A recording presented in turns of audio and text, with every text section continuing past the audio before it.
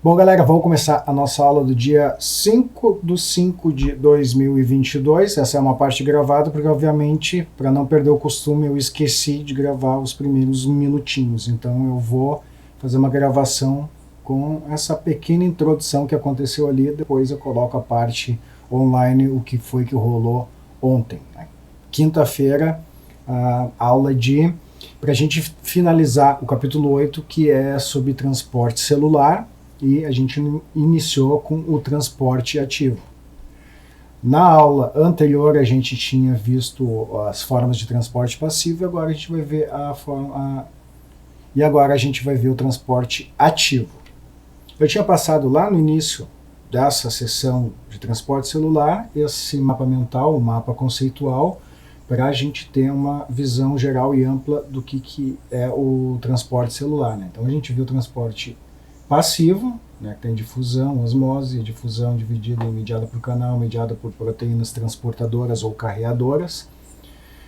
E hoje a gente vai ver o transporte ativo e o transporte em massa. Então, daqui, ó, o transporte ativo em massa são transportes que há gasto de energia, né? Normalmente, transporte em massa é visto lá com parte celular de membrana plasmática ou coisa assim, de pseudópodes, só que eu acredito que é uma forma muito importante de transporte celular, por isso que eu coloquei aqui. Então, o passivo não tem gasto de energia, de ATP. O transporte ativo é quando a gente tem gasto de energia, que é o ATP. No transporte em massa também, a gente vai ver como é que funciona com mais detalhe, mas também tem gasto de energia. De forma resumida, o que a gente vai ver nessa aula, que o transporte ativo, eles são formados por bombas, né? A gente não tem vários tipos aqui, nesse sentido é mais simples, que a gente tem bombas celulares. E aqui está a coisa que talvez eu acho que é mais importante, que essas bombas elas trabalham contra o gradiente de concentração. Eu tinha já explicado o gradiente de concentração. O transporte passivo, ele trabalha como? São moléculas que atravessam a membrana plasmática, mediadas pela permeabilidade que a membrana tem, só que a favor do seu gradiente de concentração. Tu tem de um lado da membrana uma concentração de um soluto, vamos dar um exemplo, alta, do outro lado da membrana uma concentração de soluto mais baixa. A tendência para equilibrar é a passagem de soluto do meio mais concentrado para o menos concentrado, a favor do gradiente de concentração. Só que para fazer uma passagem de substâncias, moléculas, íons, contra o gradiente de concentração, a gente precisa gastar energia. Um outro ponto que a gente também precisa gastar energia é quando a gente fala de íons, que geralmente as bombas trabalham com íons, tá? A membrana plasmática ela é completamente, digamos, vedada por causa dos fosfolipídios, da parte de ácidos graxos, os fosfolipídios, ela não gosta de carga. Então os íons não conseguem atravessar a membrana, então precisa de um transporte especial e gastando energia para conseguir colocar íon para dentro da célula ou para fora. Pode ser tanto um movimento quanto o outro, tá? A gente vai ver sobre as bombas que são transporte primário, chamamos de primário. A gente tem o mais importante deles, provavelmente a bomba de sódio e potássio, só que eu coloco como um detalhe para vocês na aula de hoje, uma curiosidade, algo a mais, para vocês terem um armamento melhor para encarar o vestibular, que é o transporte ativo primário. Ele possibilita um transporte ativo secundário ou cotransporte. Que é isso? Como tem uma bomba funcionando, se aproveita o embalo dessa bomba e já coloca uma outra substância para fazer esse transporte aí, para não precisar gastar energia. É o que acontece com a glicose. A glicose ela é permeável à célula, mas é uma molécula mais grande, ela tem mais dificuldade para passar, e como já tem uma bomba de íons funcionando ali, se aproveita esse embalo e a célula taca ali glicose para dentro, atravessando a membrana. Então, esse é o resumo da aula de hoje e o que vocês têm que entender, que eu vou dar com um pouco mais de detalhes. E para começar a entender o transporte ativo, a gente precisa conhecer um pouco o conceito de gradiente eletroquímico, tá bom? O que é o gradiente eletroquímico, né? A gente tem o gradiente de concentração, como estamos falando já há algum tempo, mas tem um outro tipo de gradiente que leva em conta a carga das moléculas ou a carga dos íons, que é positivo ou negativo. Isso é que a gente chama de gradiente eletroquímico, porque se a gente tem, vamos pegar um exemplo ali, tem aqui o sódio e o potássio. A concentração de sódio fora da célula é bem alta e dentro da célula é baixa. Como o sódio é positivo, a gente vai ter um monte de carga positiva, então a média líquida ali, a média vai dar fora da célula é carga positiva e dentro da célula vai ter uma carga negativa, mesmo porque a gente vai ter aminoácidos, proteínas que vão ter terminações que são negativas, então tem uma tendência negativa dentro da célula. Então a gente tem um gradiente também, na verdade um potencial elétrico positivo e negativo. Isso que quando a gente vai estudar a fisiologia ali do impulso nervoso, por exemplo, é o que a gente chama de potencial de repouso. Fora da célula está positivo, dentro da célula, na parte da membrana plasmática, está negativo. Daí nós teremos também aqui o gradiente de concentração do sódio tende a conduzir ele para dentro da célula, tem um gradiente de concentração. E assim como há o gradiente elétrico, digamos assim, porque tem muita carga positiva fora, a tendência é equilibrar as cargas também. Então a gente tem dois drives, duas forças atuando aqui, um gradiente de concentração, mais concentrado, menos concentrado, e um gradiente elétrico. Positivo de um lado, a tendência é o positivo puxar o negativo, tá bom? E daí aqui essa figura é onde eu comecei a gravar a aula, então vamos tocar ficha na aula online como foi, que a gente vai ver um monte de coisa. A gente, nessa aula, finaliza o transporte ativo, a gente vê o transporte em massa e a gente já começa a bioquímica e tacamos-lhe pau na bioquímica básica ou na introdução à bioquímica, falando de água, carbono, ligação covalente, o que mais? Falamos de vitamina também, bom, um monte de coisa nessa aula, então brace for impact, né? Respirem fundo e toquem ficha aí. Gradiente eletroquímico. Para explicar o transporte ativo, seria legal vocês compreenderem o que quer dizer esse conceito de gradiente eletroquímico. Tipo, é um gradiente de concentração, só que a gente não vai estar falando só de moléculas, mas também de cargas dessas moléculas ou dessas substâncias. O que acontece nas membranas plasmáticas de todas as células praticamente? Algumas isso vai ser mais importante. A gente vai ter proteínas e aminoácidos dentro de uma célula. É um local comum de se encontrar proteínas e aminoácidos dentro da célula, né? E esses caras tendem a ter uma carga negativa. Mesmo que a gente tenha íons aqui, que são cargas positivas, tá? A gente vai ter, digamos, no geral, no balanço geral do negócio, cargas negativas. Então, essa parte interna da membrana plasmática vai ter uma tendência de carga negativa. Já no meio extracelular, a gente vai ter muito, o normal na substância extracelular, a gente ter íons de sódio, que é um íon positivo, tá bom? Então, quando a gente vai ter um monte de íon sódio, então a parte externa da membrana, ela tem uma tendência de ser uma carga positiva. Daí a gente tem o quê? Uma polaridade. A coisa é polarizada, tem dois polos. Um polo positivo e um polo negativo. Um extracelular, outro intracelular. Tá? Daí o que acontece? Esse meio extracelular, ele é mais positivo e tem sódio, e não é por sorte ou sem querer. As células trabalham ativamente para manter sódio fora da célula, manter a parte da membrana externa mais positiva. Ou seja, fica com uma concentração de sódio maior e fica com uma carga positiva uma carga líquida que a gente chama de positivo. Então nessa figurinha aqui, ela é bem legal a gente entender, porque eles colocaram de forma bem bacana aqui. A gente tem aqui, ó, o maisinho, que é positivo, e tem uma concentração, tá mais escuro, mais vermelhinho aqui, maior de sódio, e tem menos sódio dentro da célula.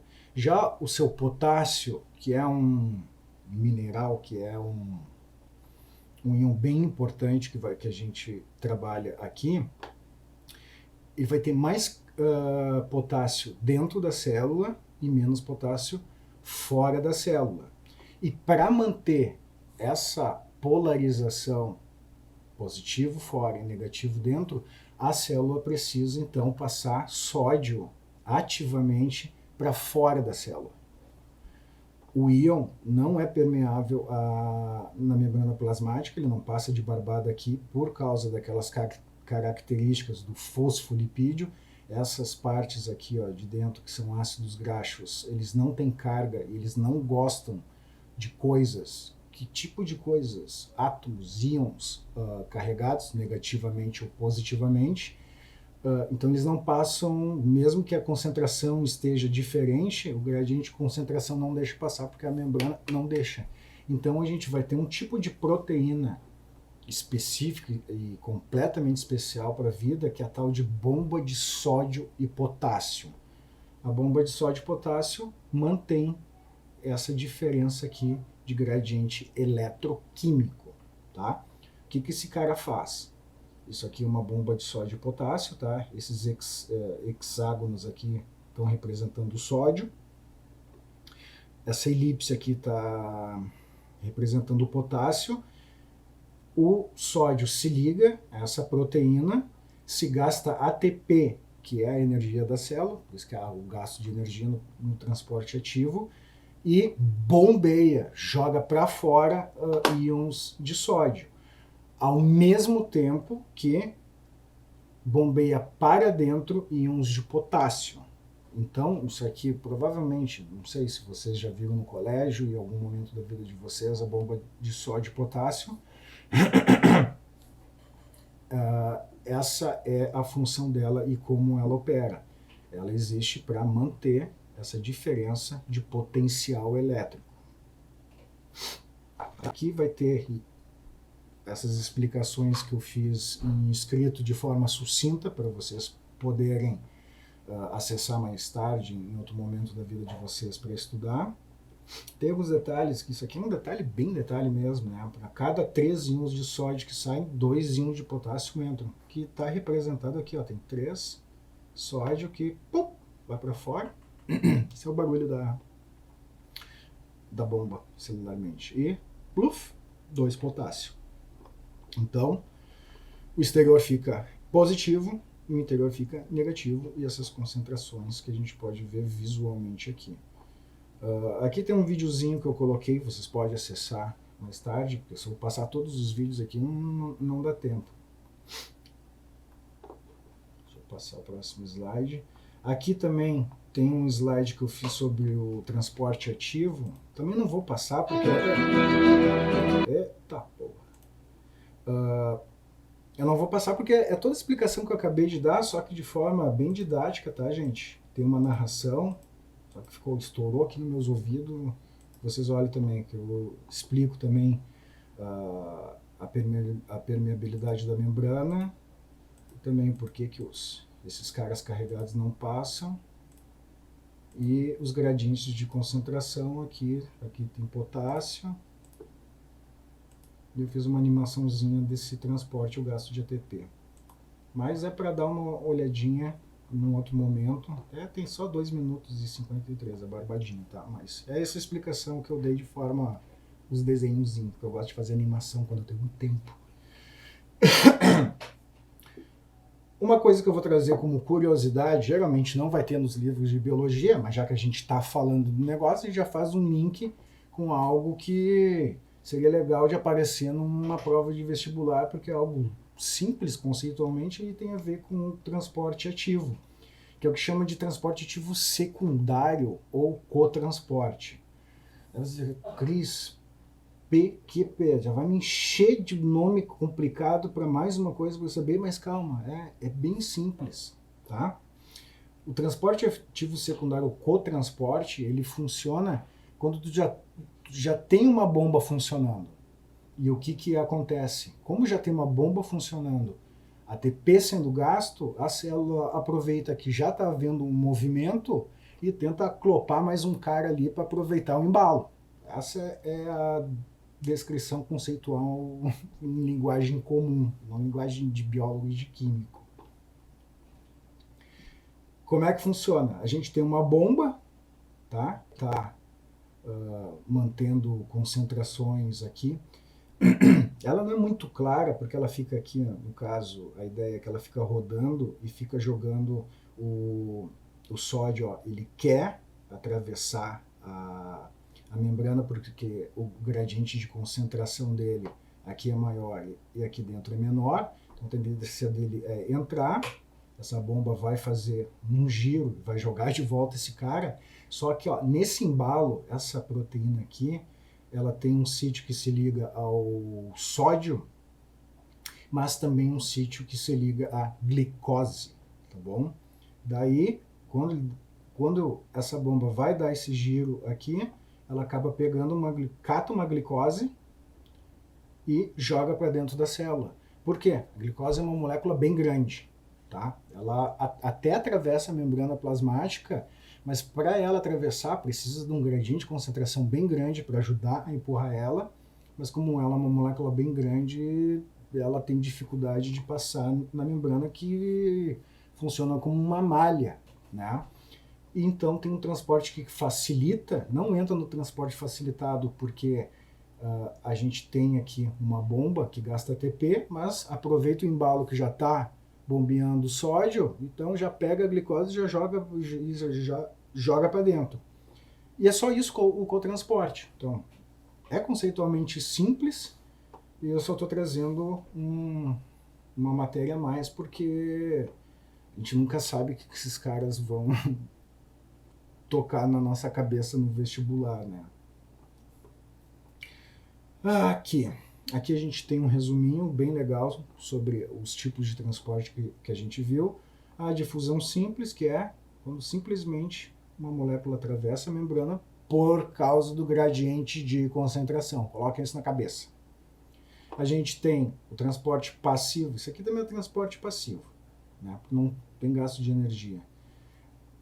A gente tem aquele mediado por canal, ou seja, tem um canalzinho específico para uma molécula passar por causa do gradiente de concentração, porque se essa molécula aqui é representada por essa bolinha laranja, aqui tem uma concentração X, e aqui dentro tem uma concentração X também, não vai ter transporte, elas estão equilibradas. Até vai ter algum eventual transporte para um lado para o outro, mas cada uma que sai é uma que entra, então a coisa não muda muito. Pode atravessar a molécula, mas as concentrações não mudam, então não está havendo transporte aqui. Tem aquele mediado por transportador, que é quando uma proteína tem uma proteína específica, se liga a algum ligante específico e ele auxilia, faz uma mudança de conformação na proteína e joga para dentro. E o transporte ativo, né, que é uma bomba que é contra o gradiente de concentração, por isso que está marcado aqui, está indo contra o gradiente de concentração. Então esse é o segredo sobre transporte celular. Os concorrentes de vocês pode ser que não tenham tido uma aula assim bem específica, pode ser uma vantagem para vocês. Tá, aqui é gradiente eletroquímico, é coisa mais de detalhe, quem quiser pode dar uma lida. Isso aqui eu tirei do livro e deixei tal qual está escrito no Biologia Molecular da Célula, onde é que eu tirei essa figura. Para finalizar essa parte de transporte, galera, a gente tem um terceiro tipo de transporte que eu inseri nessa parte de transporte celular, porque geralmente se vê quando está vendo membrana plasmática, essas coisas assim, que é o tal de transporte em massa. Mas eu coloquei dentro nessa seção de transporte celular, porque é um transporte de moléculas que a célula faz, tá? E aqui vai entrar aqueles famosos, provavelmente vocês já ouviram falar, de fagocitose, pinocitose e exocitose. Vamos dar uma olhadinha nesses caras. Só já tô com a garganta seca.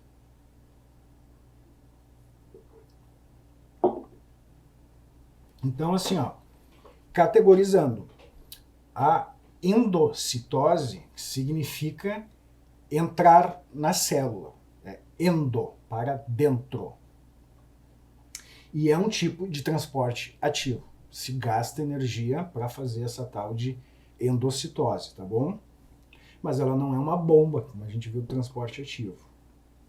Né? A endocitose, daí tem dois tipos de endocitose que é bem simples de diferir uma da outra. O que acontece em ambas? Tem aquela palavra, não sei se vocês já ouviram falar, sempre aparece nas aulas de biologia, que é invaginação. Tá? A gente tem uma membrana, como a membrana plasmática ela é bem fluida, por causa do modelo do mosaico fluido, ela faz uma conformação, uma dobra aqui para englobar, né? Ela faz uma invaginação, que é invaginar uma porção dela para englobar. E como a gente já viu que a membrana plasmática ela é bem plástica nesse sentido, que ela pode perder um pedaço aqui e virar uma vesícula, ela se fecha aqui e tá essa partícula grande aqui e vacúolo. Isso aqui pode ser uma porção de várias, digamos, de proteínas, pode ser uma bactéria, pode ser um vírus, né? Então, a fagocitose ela está bem relacionada a mecanismos de defesa. Os macrófagos no nosso sangue são uns caçador de vírus e bactéria também, são uns monstros que saem engolindo esses caras e aí faz parte do nosso sistema imune. E a fagocitose é uma característica de defesa celular, do sistema imune. A tal da pinocitose, pino quer dizer aqui, ó, célula bebendo, pino tem a ver com água, tá? Ou com bebida. A pinocitose é a mesma coisa que a fagocitose, ela vai fazer uma vesícula, tá? Só que para substâncias bem menores e líquido, tá? Por isso que é uma célula bebendo. Vai fazer uma invaginação aqui e fazer uma vesícula também, que pode ser para nutrientes para a célula ou o que seja. Isso vai depender da célula, do tecido em questão, tá? Tem um outro tipo aqui, que é a mesma coisa, só vai ter um detalhe a mais, que se chama de endocitose mediada por receptor. Um nome super fashion, né? Mas isso o que quer dizer? Não tem nada demais, né? É uma endocitose, só que existem receptores, moléculas, proteínas de membrana que reconhecem um tipo específico de substância, e essa substância se liga e faz uma vesícula, desculpa a redundância, mas para entrar para dentro da célula.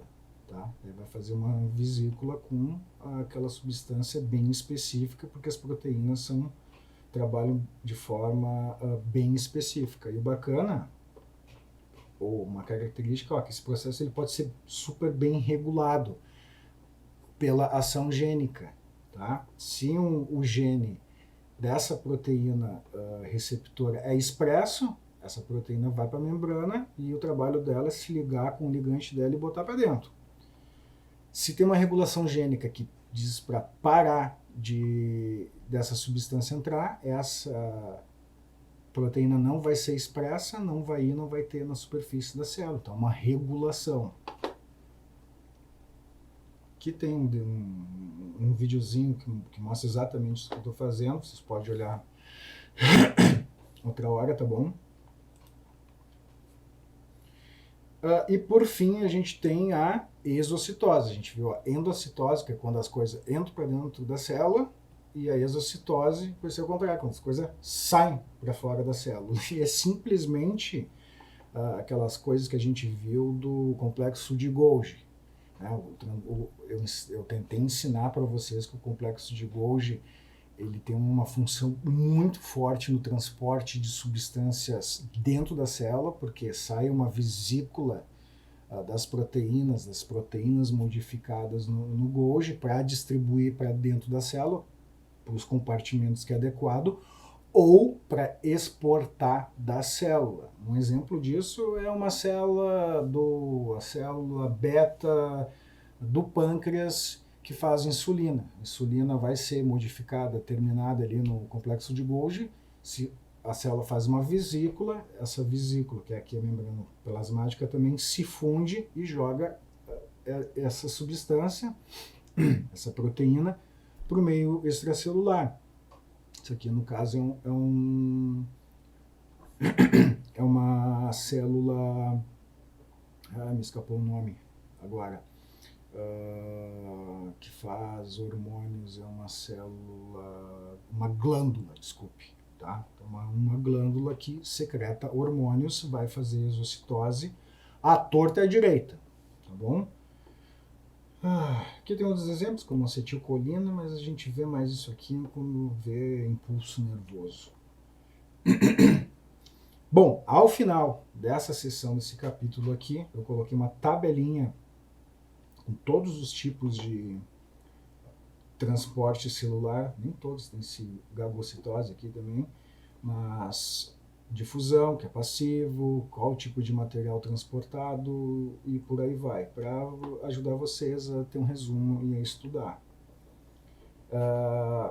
Eu tinha começado esse capítulo com esse mapa mental, para mostrar mais ou menos o que a gente ia ver, né? Então, também é um recurso para vocês darem uma estudada e darem uma revisada, tá? Então, eu sugiro, essa é uma sugestão de vocês estudar lá pelas tantas, por vestibular, talvez dar uma olhada, ou para fazer o simulado, ou enfim, dar uma olhada aqui ao transporte passivo, difusão, mediada por canal, daí... não me lembro direito o que é mediado por canal. Daí volta ali, dá uma lidinha, me lembrei. Daí, aqui, que é osmose, eu lembro que é osmose, enfim. Isso aqui ajuda vocês, eu acredito, a organizar a cabeça de vocês com os conceitos e também rastrear como que está o conhecimento de vocês, se está ok ou se precisa dar uma revisadinha, tá? Então, esse capítulo a gente termina. Vamos fazer uma pequeníssima pausa, mas para perguntar, tá ok? Então, transporte celular, alguém tem uma dúvida neste momento? Que é o seguinte, a gente viu o capítulo 8, que é o transporte celular, e eu vou fechar agora o nosso amado biologia celular, que a dona Raíssa sempre fala que é o que mais ama. Nem tudo que a gente gosta dura para sempre, né, gente? Por quê? Comunicação celular é um assunto bem mais avançado. Tem um monte de detalhezinho ali. E também linka com apoptose. O que eu vou fazer vai ser rastrear como é que a gente está no desenvolvimento das nossas aulas e num outro momento eu volto para pegar essa parte de comunicação celular e de apoptose, que é uma parte mais avançada. Cai no vestibular também, cai. A apoptose caiu no vestibular da URGS desse último ano, arrebentou a galera no meio, os caras avacalharam o troço, né? Então eu acredito que a gente tem que dar uma olhada, mas a minha responsabilidade também é dar uma visão geral. A maioria da galera aí vem de escola pública, às vezes não teve professor, teve pouca aula. A gente precisa dar uma nivelada, ajudar vocês a ter um entendimento mais sólido para depois dar uns voos um pouco mais altos, né? E a coisa começa a ficar um pouquinho mais pesada. Divisão celular vai ser o professor Eduardo, a gente combinou, porque ele vai dar genética. Então, eu encerro a biologia molecular pelo momento e agora a gente vai começar... Agora eu fecho aqui. Agora a gente vai começar uma das matérias que eu mais adoro. Eu simplesmente, se me der um livro, eu me grudo no livro para ler e realmente adoro. E pelo visto que já comentaram, é uma das matérias que deixa os alunos mais com o cabelo em pé, que é a tal de bioquímica, tá? A bioquímica é a matéria, provavelmente uma das matérias mais foda, mais legal da biologia, que vai dar uma experiência para quem está estudando biologia, uma visão da biologia extremamente poderosa para entender até ecologia, evolução e por aí vai. Que a gente vai trabalhar muito com metabolismo, isso vai ter a ver, cara, com fisiologia, vai ter a ver com ecologia, mesmo que vocês não consigam enxergar, mas a ecologia se baseia em, como eu estava falando para os alunos que vieram ontem na monitoria, né? A ecologia se baseia em busca de recursos das espécies, isso altera o tamanho das populações, isso força como as espécies interagem uma com as outras, isso é ecologia, que vai ter a ver com evolução, que essa interação das espécies forçam estratégias evolutivas e moldam como é a vida no planeta Terra hoje. E a bioquímica são as explicações, digamos, mais fundamentais para explicar como os organismos são capazes de viver, são capazes de ter metabolismo, né, que é o que difere um ser vivo de um ser não vivo, uma das características. E eu acho bem legal. Se vocês têm medo de bioquímica, então vamos parar de ter medo, vamos começar a ver a beleza que existe na bioquímica. Então, galera, a gente viu biologia celular, que tomou um bom tempo nosso, porque realmente, se vocês olharem para trás, a gente viu um monte de coisa, né? O currículo era para começar com bioquímica, mas eu achei que bioquímica era mais pesado, ia muito mais detalhe, e achei melhor começar com a biologia celular para dar uma preparada no caminho.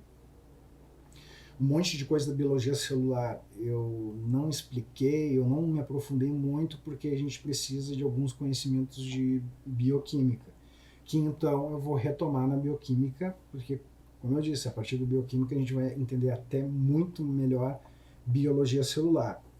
Quando a gente terminar a bioquímica, se a gente terminar, se a gente sobreviver, a gente vai para a biologia molecular, que daí é DNA, RNA, síntese de proteína e por aí vai.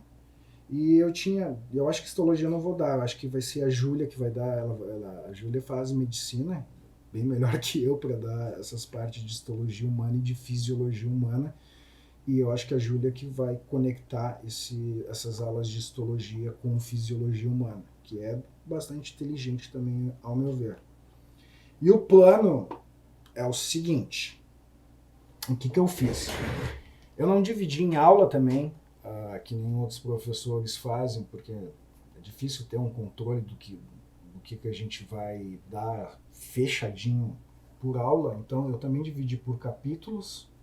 Então vai ter capítulos que a gente faz mais de um capítulo numa aula nossa, ou provavelmente alguns capítulos aqui se estendam um pouco mais, tem mais conteúdo, mas assim eu deixo organizado de forma por categorias e de forma hierárquica o que a gente vai estudar. E qual foi o meu plano? O meu plano é o seguinte, ó, geralmente a gente dá uma parte que a gente chama de introdução à bioquímica, que é essa bagulhada de bioquímica básica que a gente tem que saber, molécula, enzima, lipídio, carboidrato e por aí vai, para ir para a parte grossa mesmo, que realmente é bioquímica, que é o metabolismo, fotossíntese e respiração celular.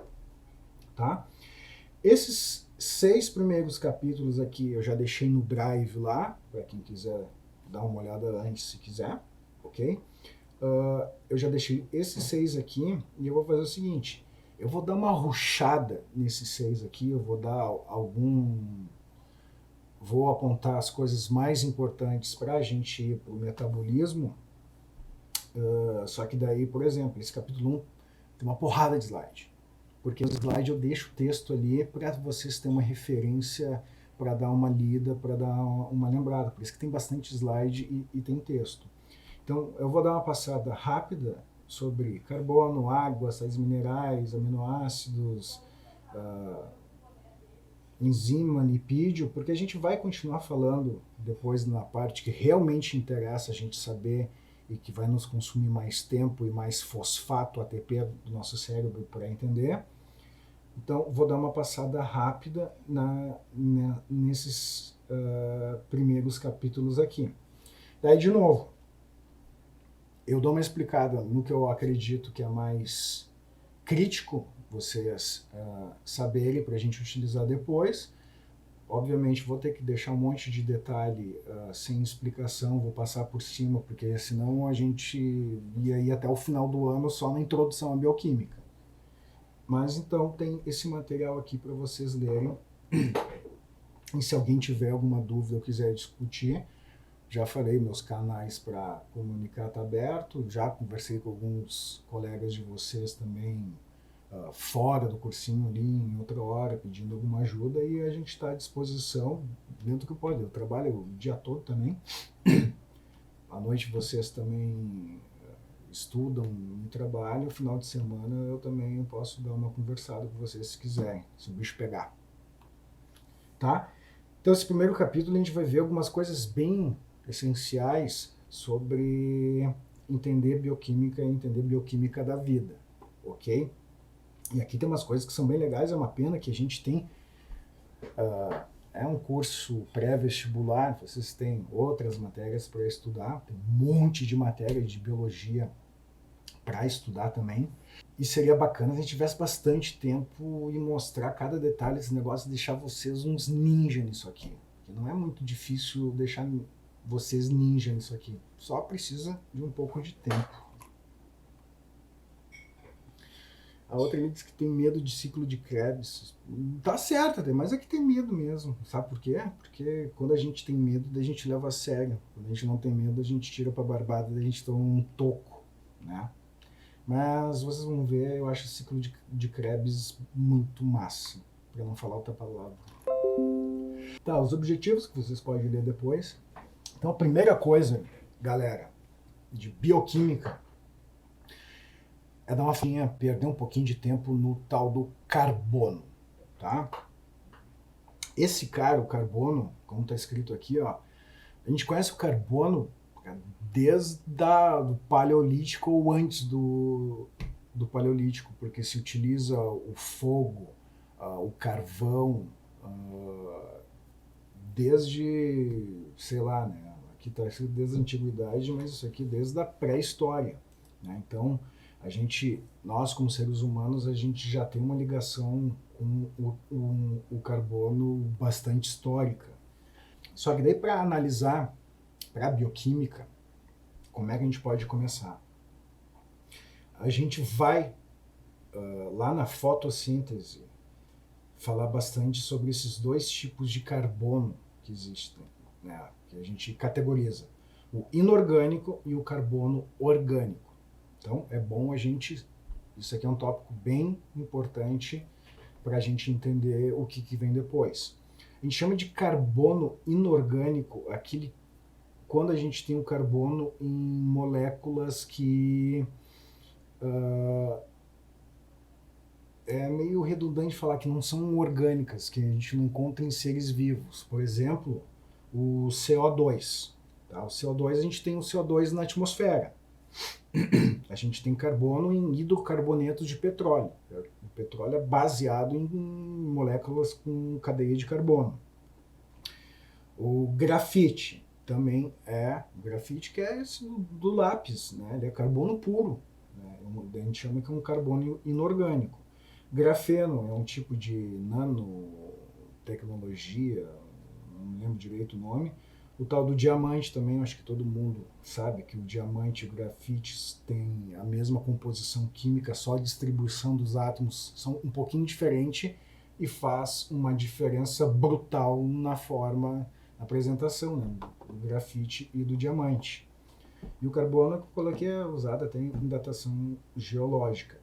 Então isso é o que a gente chama de carbono inorgânico.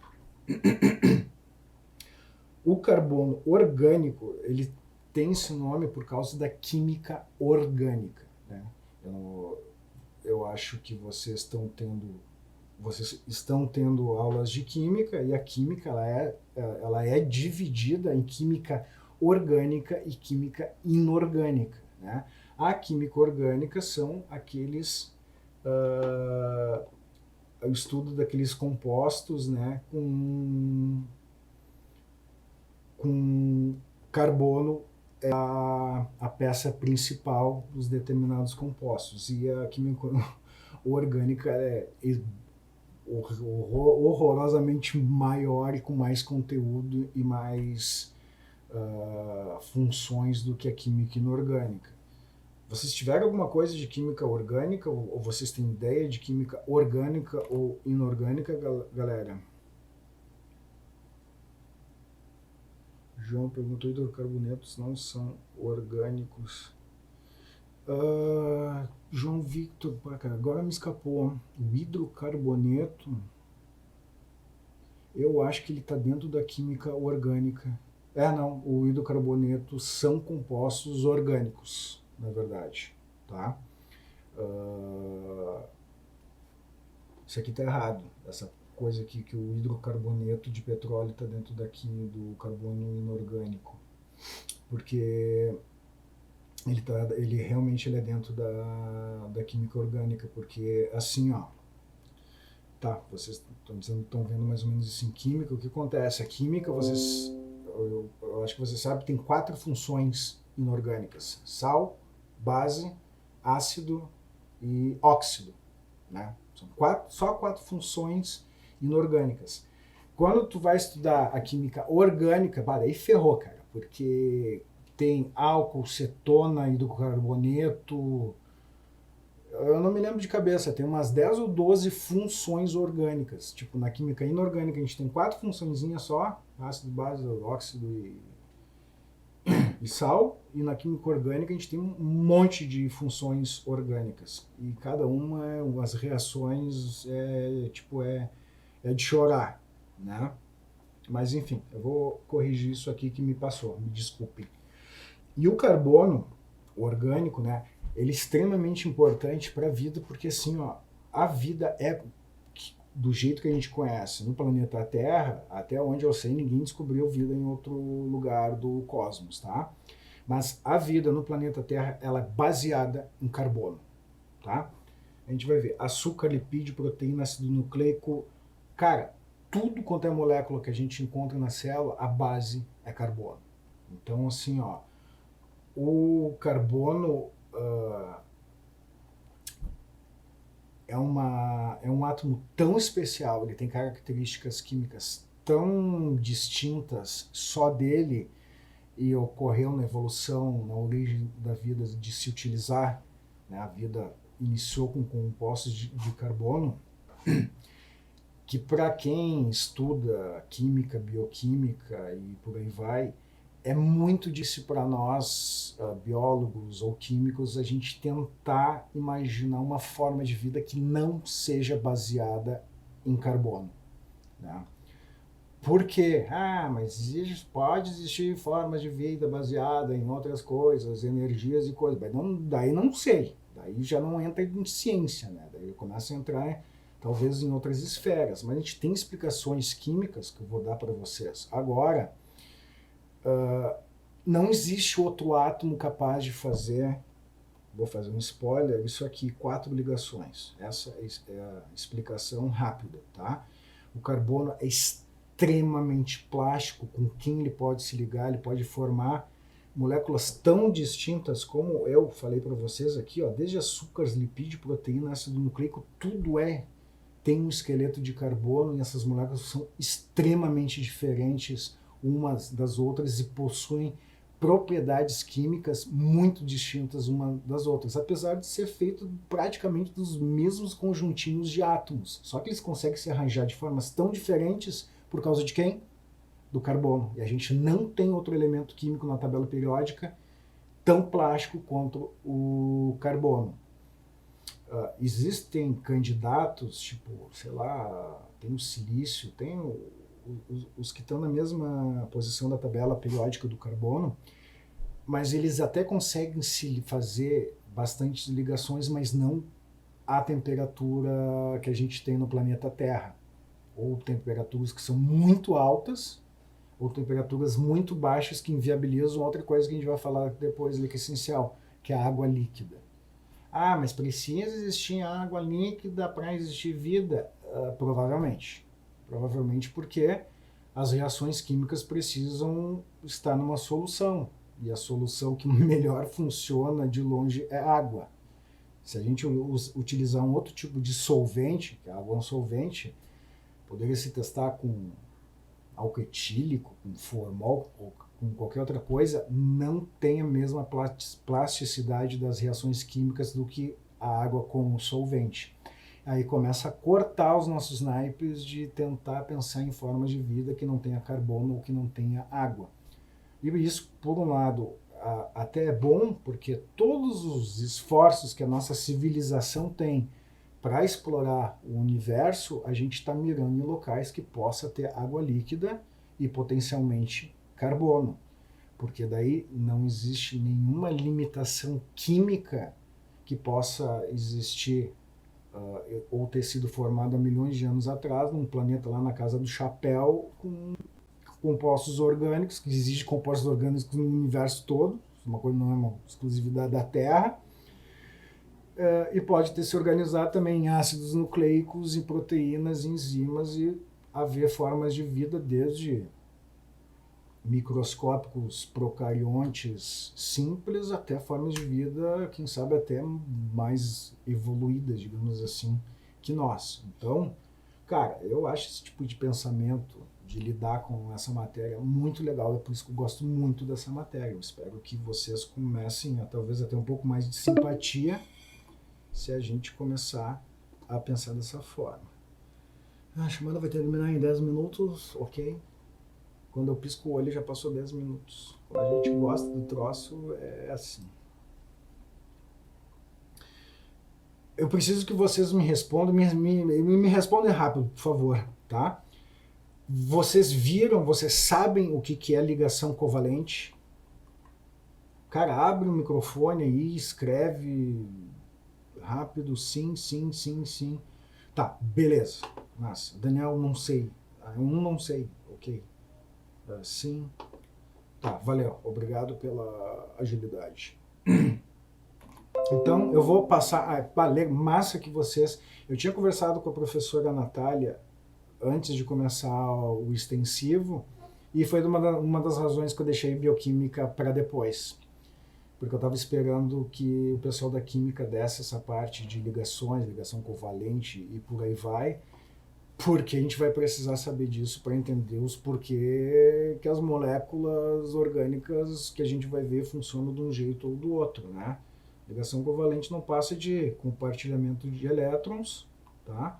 Então, por isso que o carbono, ele tem um número de oxidação 4, né? Ou valência, ele precisa de 4 elétrons para formar os 8 da camada dele, que ele se estabiliza energeticamente e fica quieto sem encher o saco, sem querer reagir com outras coisas.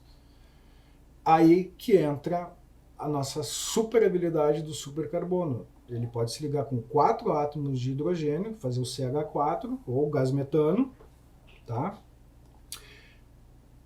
E se a gente tem um CH3, a gente precisa de uma quarta ligação, e essa quarta ligação não precisa ser um hidrogênio. Pode ser outro carbono, pode ser um nitrogênio, pode ser um oxigênio, pode ser um fósforo, pode ser um iodo, pode ser qualquer tipo de átomo normal. Chamar de átomo normal aqueles mais comuns e não aqueles negócios lá que fica lá no fim da tabela periódica que fica cuspindo radiação gama ou raio-x. Né?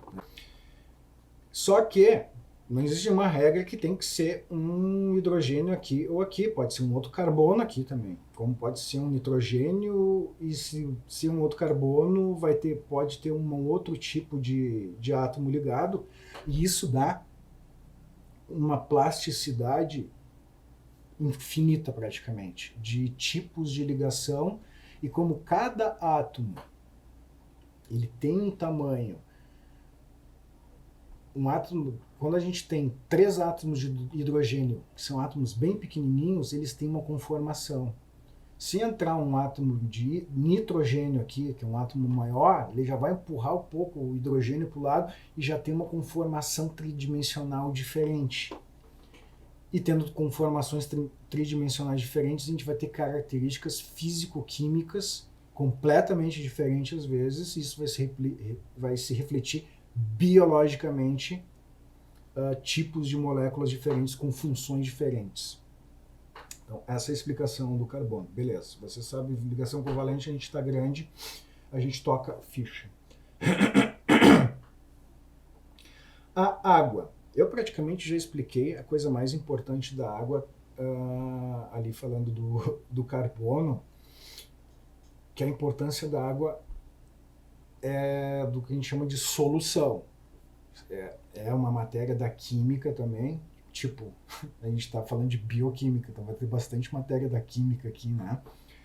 A solução o que é uma solução? É quando a gente tem um solvente que dissolve um soluto. Tá? Isso aqui é a forma de biólogo explicar a solução, tá bom?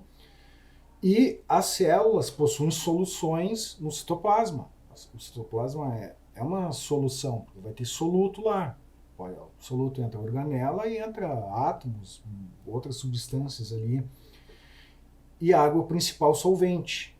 Tá? Poderia ser ácido clorídrico ou alguma outra coisa?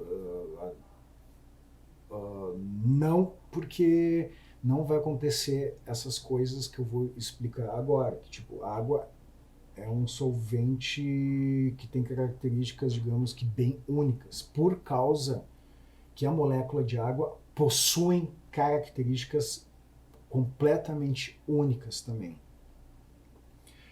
A primeira é polaridade da água. Aí eu também não vou perguntar o tempo todo se vocês viram esse tipo de coisa, eu vou dar uma passadinha bem rápida, e como eu disse, se tiverem dúvida, a gente revê isso aí outra hora, até no particular, a gente marca outra hora ali, tá? A água tem uma polaridade, tá? O que é? A conformação tridimensional dela é essa, o átomo de oxigênio maior e os átomos de hidrogênio, eles não ficam no equador dela, ou eles se estabilizam num polo do oxigênio, digamos aqui no polo de baixo.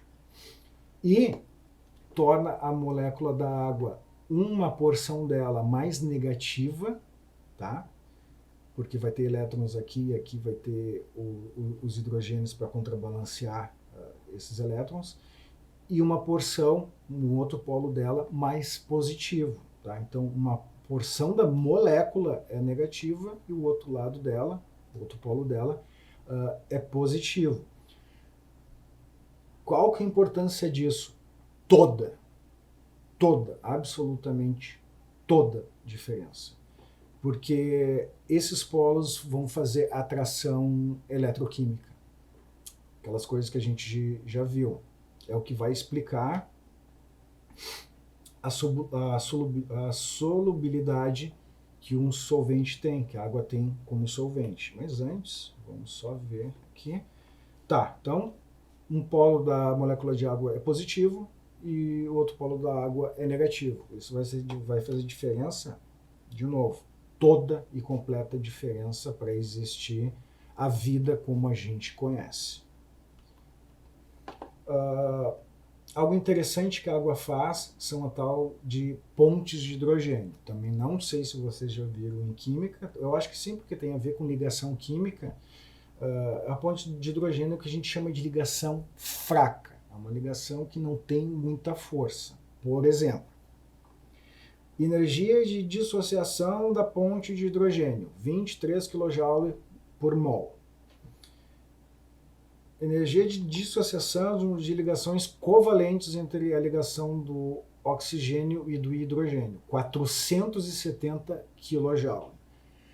Que isso aqui quer dizer? A gente tem uma ligação covalente, que é quando compartilha os elétrons e se estabilizam nas suas camadas de valência, né? É uma ligação forte, e a gente pode ver que a gente não precisa nem saber o que é quilojoule por mol. Digamos, vamos trocar isso aqui por quilômetros por hora. 23 km por hora é diferente de 470 km por hora? Bastante diferença. Só que isso aqui quer dizer a quantidade de energia suficiente para quebrar essa ligação. Uma ponte de hidrogênio é quebrada com 23 kJ. Uma ligação covalente entre o oxigênio e o hidrogênio, vai mudar para as outras ligações covalentes, é de 470. A gente tem que ceder muita energia num sistema para quebrar uma ligação covalente. Uma ligação de hidrogênio, ela é rompida muito mais facilmente. Da mesma forma que ela é formada também muito mais facilmente. Porque essa energia aqui, esse 470 kJ, algo parecido vai ser necessário para formar uma ligação covalente. Então, isso aqui faz diferença também, toda. Aos poucos eu vou mostrando por quê. Me cobrem, se for o caso. Isso aqui é interessante, né? Ligações ou pontes de hidrogênio são feitas e refeitas o tempo todo. Quando a gente tem água pura ali, tem as moléculas de água, o hidrogênio vai fazer uma ponte com o oxigênio de uma outra molécula de água. Isso estabiliza a molécula de água. É por isso que a água é líquida na temperatura normal, média que a gente tem na Terra. Se não houvesse pontes de hidrogênio, a água ia evaporar com temperaturas muito mais baixas que 100 graus Celsius, ok? Por isso que é importante a polaridade da molécula de água. Por ela ser polar, ela vai formar pontes de hidrogênio com outros parzinhos dela, uma solução com água, e faz e refaz essas pontes, não está numa solução o tempo todo, tá? Aqui tem um outro exemplo de ponte de hidrogênio, não é só na água que existe ponte de hidrogênio. A Lia, que eu não sei se está hoje, a Lia está aí hoje, diga oi se está hoje aqui. Ela disse que na quarta-feira. Meu Deus, gente, o Meet me quicou da sessão. Sai daqui, não cala a boca. Alô, queridos alunos, eu peço desculpa porque eu me passei ali no tempo e eu fui ejetado da sessão e tive que fazer outra. Tinha mais gente, nem sei se tinha mais gente do que nós que estamos aqui. Eu acho que sim, né?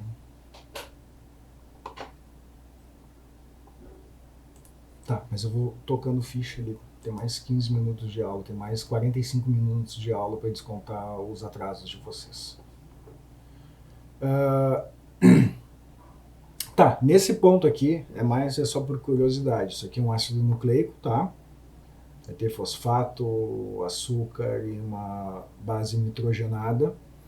E as bases nitrogenadas, a gente vai ver direitinho como é que se forma um nucleotídeo. Como a cadeia de DNA é dupla, eita, que eu não estou compartilhando, cabeça.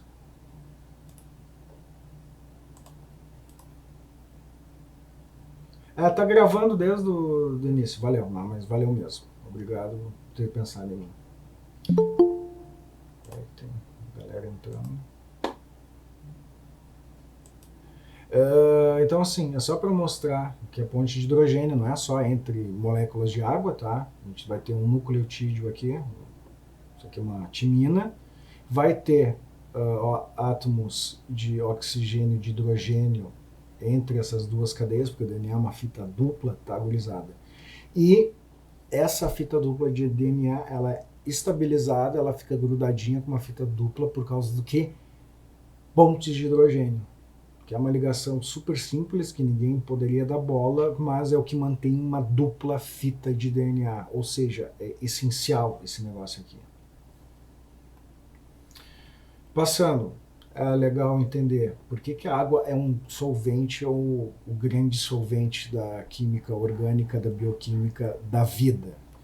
Porque a água, por causa dessa característica que ela tem polaridade, quando a gente tem, por exemplo, um cristal de cloreto de sódio, vulgo sal de cozinha, o sódio é positivo, tá? Isso aqui é uma ligação iônica, né? O cloro é negativo. E o que a molécula de água faz? A molécula de água, ela começa a bater nesse cristalzinho aqui de cloreto de sódio.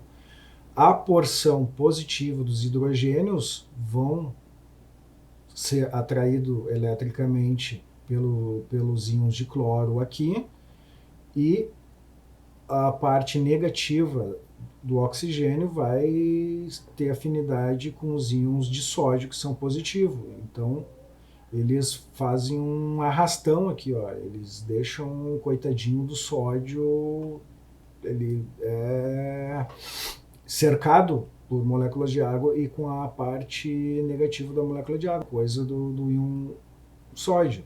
Isso, em outras palavras, é dissociar esse cristal, é solubilizar esse cristal. Então, por isso, a gente tem o sal de cozinha, quando está ali no saleiro, ele está na forma de cristal. Se a gente coloca em água, a gente não enxerga mais ele, porque ele é dissociado, ele é desmontado, esse cristal, ele é solubilizado. Isso não acontece só, isso aqui é um exemplo, não acontece só com o cloreto de sódio, vai acontecer com tudo quanto é molécula, esse é o comportamento que a molécula da água tem, essa solubilidade, né? Vai ter uma interação diferente com uma molécula diferente, por exemplo, aqui a gente tem um fosfolipídio, que a gente viu da membrana plasmática. A parte negativa da membrana do fosfolipídio, tá? E aqui a gente tem o ácido graxo, a gente vai chegar no ácido graxo para ver direitinho o que é um ácido graxo, ele não tem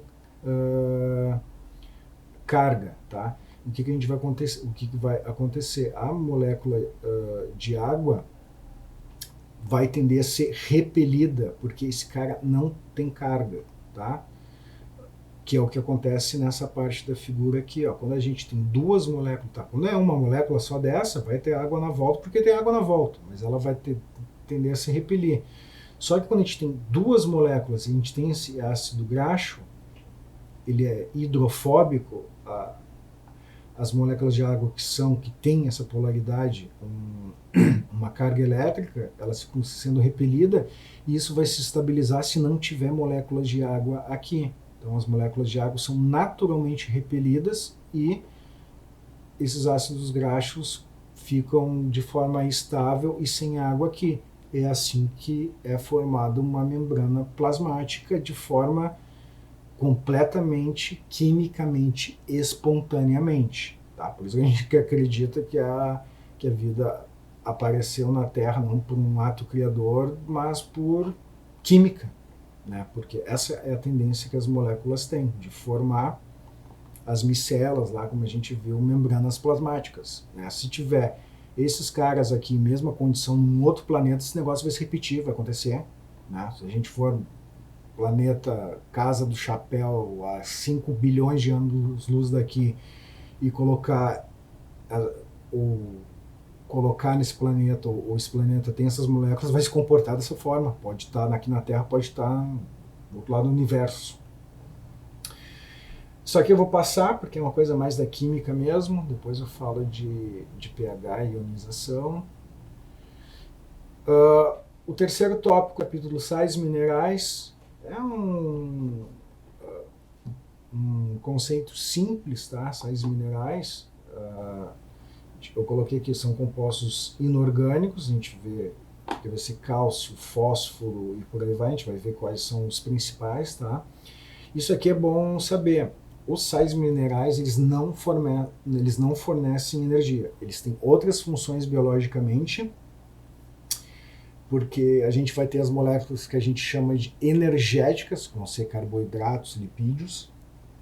Só que os sais minerais são importantes, mas não para dar energia para a célula, mas com algumas outras funções, tá? A gente não sintetiza cálcio e fósforo, tá? Eu acho que isso pode ser bem simples de entender, a gente tem que obter pela alimentação. E tentar, isso aqui quando eu falar enzima, eu falo de ativador e regulador de enzima. Às vezes aparece no vestibular ou questão, você saber o que é um macromineral e o que é um micromineral, o que é um mineral que é muito pequeno, um mineral que é muito grande. Não! A diferença é que macrominerais é quando a gente tem uma necessidade alta por dia, que são esses caras, cálcio, fósforo, sódio, potássio, magnésio. Eu não preciso decorar também quais são macrominerais, mas é bom saber que os macrominerais a gente precisa de uma ingestão grande por dia. Os microminerais são os minerais que a gente precisa em poucas concentrações diárias. o cobre, cromo, ferro, fluoreto e por aí vai, esse monte de cara aqui, a gente precisa de poucas quantidades por dia para o organismo, para a célula funcionar. E alguns são tóxicos, tá? A gente vê sim bastante em ecologia, chumbo, mercúrio, lítio, esses caras aqui entram no organismo para nos matar. Não funciona bem. E a gente vai dar uma olhada em alguns porquês, principalmente esse arsênio aqui, que vai ter bastante coisa a ver com a respiração celular. Eu vou ensinar para vocês, fiquem calmos, porque que algumas substâncias são asfixiantes, matam a gente. Ou quem faz respiração celular, pode ser até uma bactéria. Coloquei alguns exemplos aqui. Cálcio, acho que todo mundo sabe que faz parte da matriz extracelular do tecido ósseo. Coloquei um exemplo aqui, a gente vai ver em outros tópicos da matéria que o cálcio é bastante importante na contração muscular. A gente tem uma bomba de cálcio nas células musculares e ele tem a ver com a contração muscular, tá? Não, cálcio não é só tecido ósseo, é super importante. O cálcio é super importante para a contração muscular. Então, bela dica para vocês tentar lembrarem, tá? O seu fósforo. O fósforo também vou dar uma passada bem rápida, porque vai ser quando a gente vê a DNA e RNA, o fósforo ele faz parte dos nucleotídeos, então é completamente essencial para a vida, né? Não só o carbono. O ferro, talvez vocês também se lembrem, isso é uma coisa, a maior parte das pessoas já viu que na nossa hemoglobina, o sangue tem ferro. Tanto é que eu não sei vocês, se eu me machuco e tem sangue ou na boca, eu sinto baita de um gosto de ferro. Se vocês já tiveram um corte na boca, provavelmente vocês devem ter sentido um gosto de ferro. Desculpa, galera, deu um erro aqui. Não fui eu, foi o estagiário que mandou a mensagem aqui e desregulou tudo. Ah, achei. Tá, tava falando que o ferro tem na hemoglobina, ou seja, bastante importante, né? Para a gente ser capaz de respirar o oxigênio, a gente precisa do transporte de oxigênio e de dióxido de carbono, CO2, e é o ferro que se liga a essas duas moléculas aqui. Então, essencial. Iodo. Talvez você saiba também que o iodo tem a ver com a tireoide, porque ele faz parte de dois hormônios, o T3, a tirosina, a tiroxina e a trihidrotironina, que é o T3, tá? São hormônios que a tireoide faz. Eu coloquei aqui um exemplo, aqui está o átomo de iodo, oxigênio. Quando a gente tem aqui na química orgânica, a gente aprende um carbono, tá? NH2, amônia, CO2, sódio aqui, por aí vai. E o iodo é colocado no sal de cozinha como um complemento para evitar que a tireoide não consiga produzir esses hormônios aqui, e porque dá aquela doença que se chama de bócio, né, quando tem uma deficiência de iodo, né. Vitaminas. Provavelmente eu vou terminar a aula aqui, porque agora eu vou dizer para vocês, vou ser sincero com vocês, vitaminas é a pior aula que se tem na biologia, tanto para dar aula de vitaminas quanto para estudar vitaminas. Eu vou te dizer, é a pior aula que existe em toda biologia. Só que eu vou matar isso de forma rápida, porque vocês merecem mais que isso, e eu também. Tá? Qual que é o problema de estudar vitamina? Definição. Tá, definição ok. Tá? Moléculas necessárias ao correto funcionamento do metabolismo animal. Essa frase aqui é bem bonita, mas não explica chonga nenhuma. São moléculas necessárias para o correto funcionamento do metabolismo animal. Cara, glicose também é necessária para o funcionamento. As moléculas com fósforo, com iodo, são também essenciais, né? Elas não são sintetizadas, ou pelo menos em quantidades adequadas, tal qual os sais minerais, como eu disse, né? Nós não sintetizamos sais minerais, a gente tem que pegar pela dieta. Ou seja, não ajuda a dizer muito o que é vitamina, e sabe por quê? Porque isso é uma bagunça. Tá, não é uma bagunça, é super complexo, porque a ação das vitaminas é num nível de regulação super específica do metabolismo e de enzimas. Então, como tem 1 milhão de possibilidades, é difícil de definir, então geralmente as definições são extremamente vagas, que são moléculas necessárias para o correto funcionamento. Eu não diria nem correto funcionamento, porque é para funcionar o organismo, senão não vai funcionar. Sor, o que eu faço então para estudar vitamina e não ser atropelado, pelo menos no vestibular, já que é muito difícil de conceituar a função das vitaminas, porque tem milhares de funções diferentes e agem em níveis diferentes. O que a gente faz para conseguir sobreviver? Primeira coisa, as vitaminas têm duas categorias. É a primeira coisa que a gente tinha que tentar lembrar. Tem as hidrossolúveis, que são vitaminas solúveis em água, e as lipossolúveis, são as vitaminas que são solúveis, são dissolvidas em gordura, em lipídios, tá bom? Por isso que são lipossolúveis, tem a ver com a solubilidade. Aqui tem segredo para não ter que ficar lendo 400 páginas sobre que vitamina que faz o que e da qual doença. Cara, aqui está o segredo. Eu acho que também todo mundo sabe que a carência de vitamina provoca doenças, tá? Mas também o excesso de vitaminas, o excesso de ingestão desses troços aqui, dessas substâncias, também pode provocar doença. Mas isso aqui é bem simples, tá? Aqui está a explicação por que é muito difícil estudar vitamina e dar aula de vitamina. Porque geralmente esses caras trabalham com algo chamado de cofator enzimático. Enzima eu vou dar aula ainda de enzima, provavelmente a próxima quinta-feira. A enzima é uma proteína que catalisa, que acelera uma reação química. A gente ainda vai ver trocentas reações químicas e vai entender que as enzimas são extremamente necessárias para o metabolismo, e algumas enzimas só funcionam se tiver um cofator. Que cofator é esse? Uma vitamina. Agora vocês imaginam, cada vitamina pode ter cofatores para enzimas diferentes, e aí complica demais a gente conseguir entender isso direitinho, como é que funciona.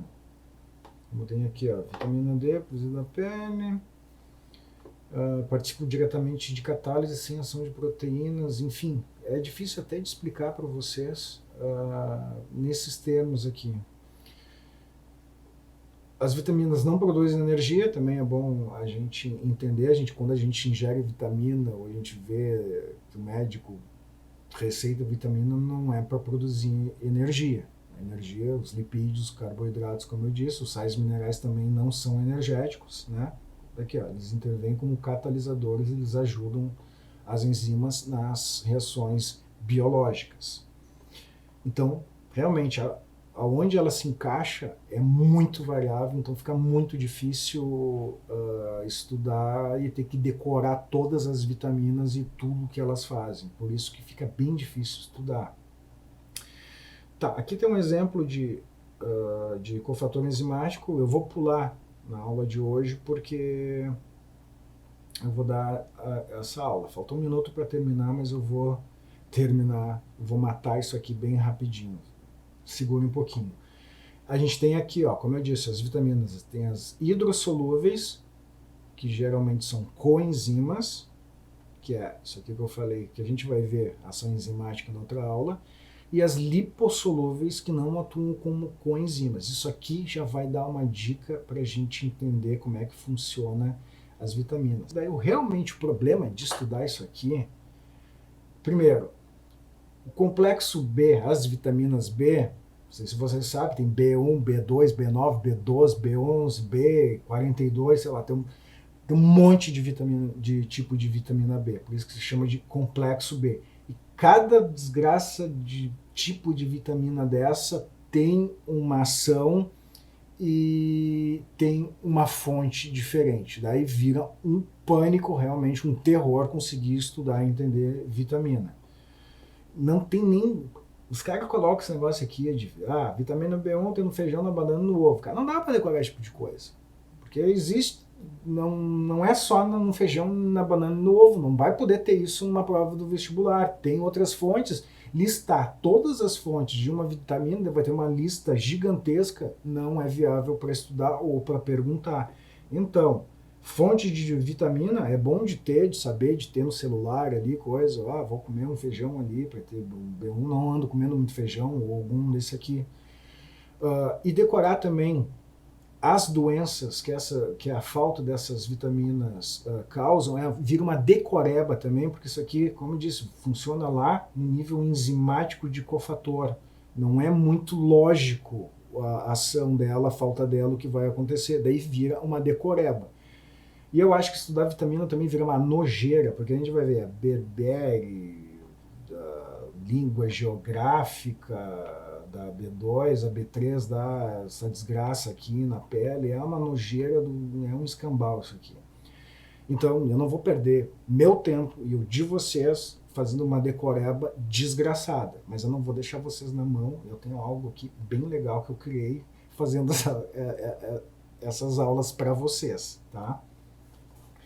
Daí a gente vai, depois, se vocês que também quiserem decorar, não quero saber todas as vitaminas e coisas, beleza, tudo de bom pra você, boa sorte, é só ler aqui e decorar, porque eu não faço isso, eu tenho mais, meu tempo vale mais do que estar decorando esses troços aqui, que eu posso olhar na internet, no caso. Mas no vestibular, eles não estão nem aí, né? Então eu coloquei a dica número 1. O que acontece? Se a gente der uma olhada nessas doenças todas aqui, essa desgraceira toda aqui, que a falta de vitamina faz, a gente vai começar a ver que tem um padrão, né?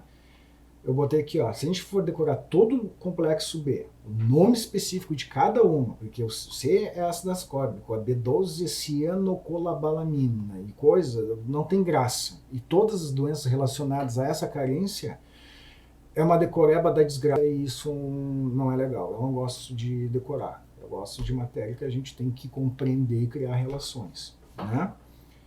Então, a primeira dica.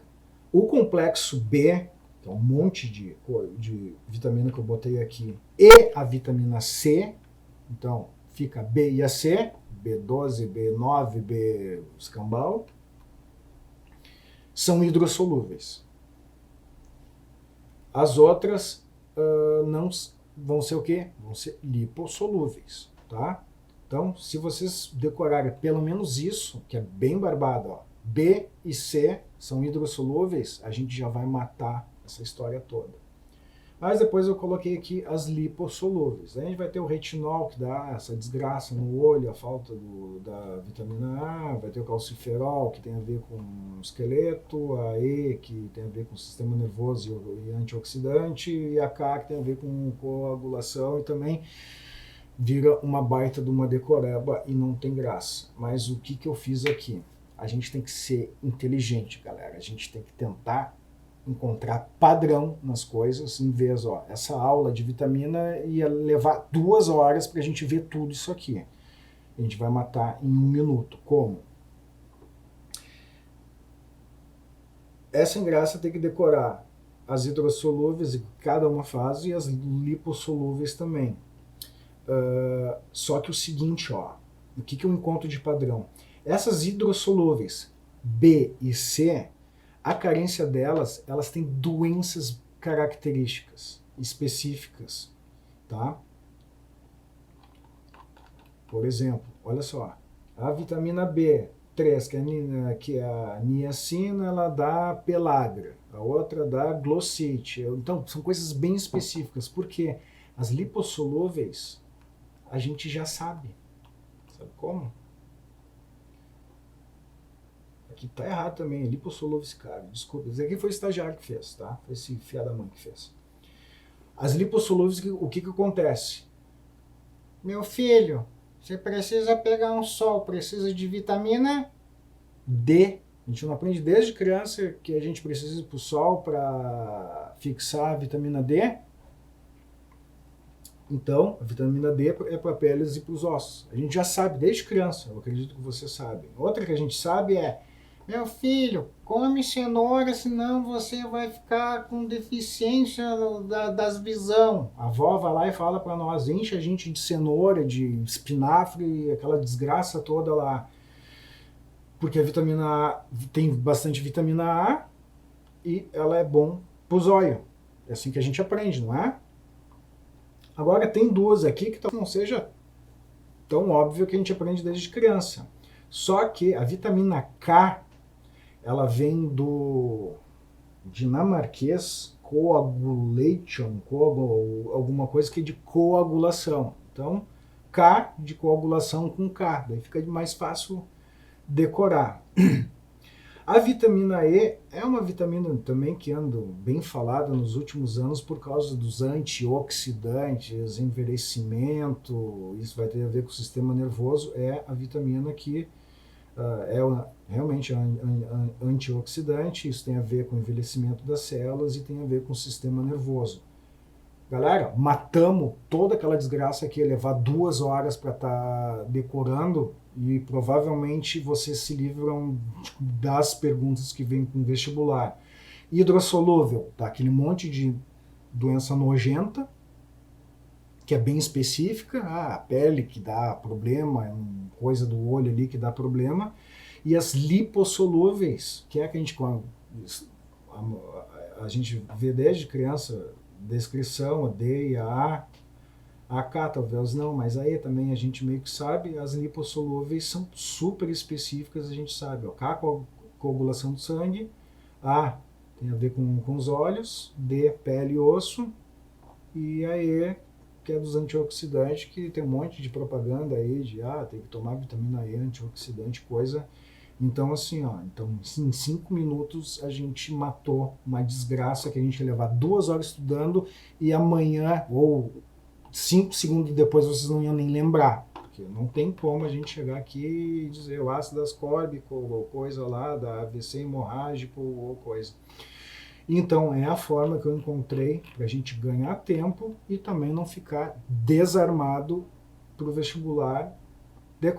Decorem que existem hidrossolúveis e lipossolúveis. As hidrossolúveis é a B e a C, que são doenças específicas. As lipossolúveis são essas 4 aqui que a gente é fácil de saber qual que é a função de cada uma. Agora, que tipo de alimento que cada uma tem, daí realmente vira uma decoreba desgraçada, e eu nunca decorei esse tipo de coisa, porque, como eu disse, eu tenho mais coisa para fazer, para pensar, do que tá decorando cada um negócio desse. Não dá nem para dizer, como eu disse, que é específico. Então, passamos 8 minutos, mas eu espero que tenha valido a pena, tá? Foi a primeira aula de bioquímica. Tentei dar uma sacada boa para vocês sobre vitaminas e evitar perder tempo com isso. Então, gurizada, valeu. Boa noite, obrigado por ter aguentado até agora. E nos vemos quinta-feira, nos vemos por aí na vida.